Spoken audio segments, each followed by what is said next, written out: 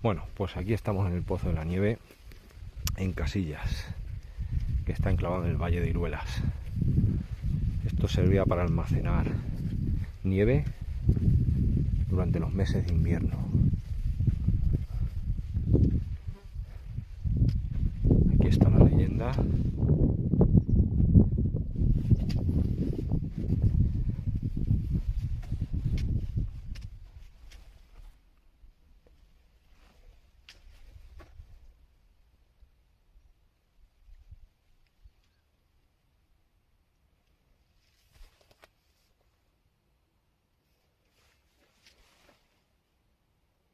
Bueno, vamos a pasar.